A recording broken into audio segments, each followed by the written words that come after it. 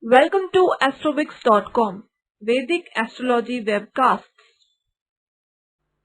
You must have heard about a Janma Kundali at least once in your life.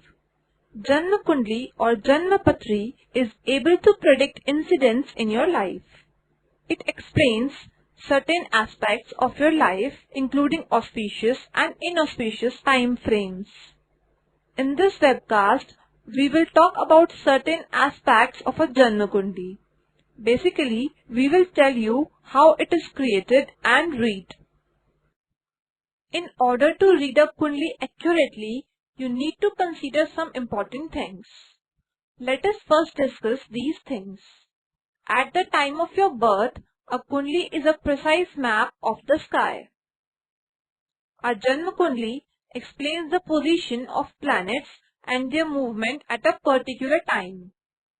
Every Janma Kundali is divided into 12 different sections. These sections are called houses. Janma Kundali is created differently in different places. For instance, Indian method and Western method.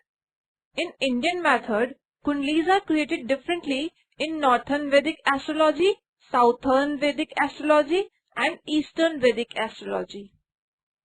In order to create a Janma Kundali, 12 astrological signs are studied. Every sign from Aries to Pisces needs to be studied properly. These astrological signs are present in 12 different houses. Each house consists of one astrological sign. At the time of your birth, the sign rising in the zodiac will be in your Kundali's first house. Other signs will be ranked accordingly in an anti-clockwise direction. For instance, if Gemini is the first house, the second house will consist of Cancer and so on. Taurus will be in the last house of this Kundali. In this slide, we will talk about houses in a Kundali. There are 12 houses in a Janma Kundali. Each house consists of one astrological sign. Every house in your Kundali is associated with a certain aspect of your life. These houses have been named as per their work in Shastras. The first house is called Tan, second Dhan, third Sahodar, fourth Matra, fifth Putra, sixth Ari, seventh Ripu, eighth Ayu, ninth Dharma, 10th Karma, 11th I, and 12th Vaya. Some houses in your Kundali are considered to be auspicious, while others are considered to be inauspicious.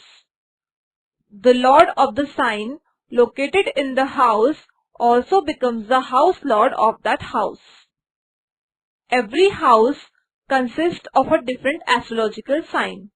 However, the Karak element of every house is predetermined. If the lord of an inauspicious house in your Kundali forms a relation with an auspicious house, it is considered to be inauspicious. On the other hand, it is considered to be auspicious if the lord of an auspicious house forms a relation with another auspicious house. When the lord of a house enters a house preceding it, this movement is considered to be inauspicious. Contrary to this, it is auspicious if the lord of a house enters a house succeeding it. Position of planets is extremely important in a Kundali. It is very important to study the position of planets in your Kundali. It is not possible to make predictions without analyzing the position of planets. First of all, you need to check which planets are in which signs. Then, you need to check a planet's behavior towards a sign in which it is present. It is also important to check if the planet is in a friendly or enemy sign. This is one of the most important aspects of studying the position of planets. You also need to check if a planet is exalted, debilitated, in Mool Trikona sign or in its own sign.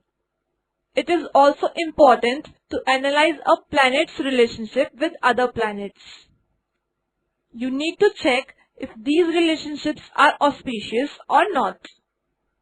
Yogas related to a planet also need to be studied. For instance, Raj Yoga, Dhan Yoga, Arishta Yoga and so on. Now let us talk about making predictions through a Kundali. You should try to make predictions when you have thoroughly analyzed houses and planets in your Kundali. First of all, you should study the 12 houses to gather information about their ability to give results. You should check if a planet would give auspicious or inauspicious results. You should also gather information about the time frame in which you will receive these results. It is important to analyze houses, lots of houses and Karak elements in your Kundali.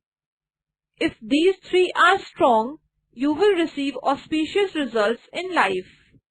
But if only two of these are strong, auspicious results will be minimized.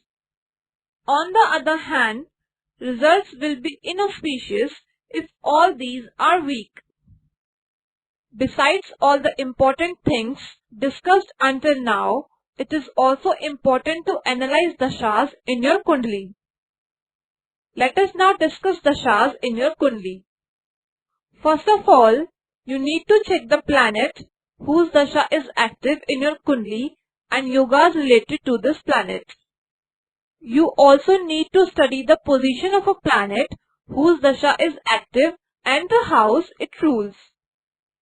The next step is to analyze the relationship between Mahadasha Nath and Antardasha Nath. You should check if they are friendly towards each other or not. You also need to check the position of Antardasha Nath from Mahadasha Nath. It is important to check the number of houses between both of them. It is also crucial to understand if Mahadasha Nath is strong or weak. You need to study Mahadasha Nath in both Janma Kundali and Navansh Kundali. You should make sure that Mahadasha Nath is not strong in one Kundali and weak in another. Before we conclude, let us talk about transits of planets.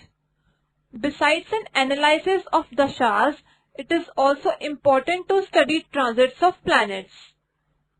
You will receive auspicious results if both dashas and transits are auspicious in your Kundali.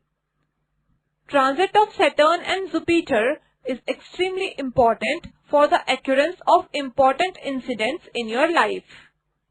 In the absence of dashas, transits are unable to give auspicious results. A transit is unable to give any results without the presence of a dasha. Thank you for watching this webcast. Visit astrobix.com for more free Vedic astrology content. You can also get your free Vedic horoscope report from Astrobix.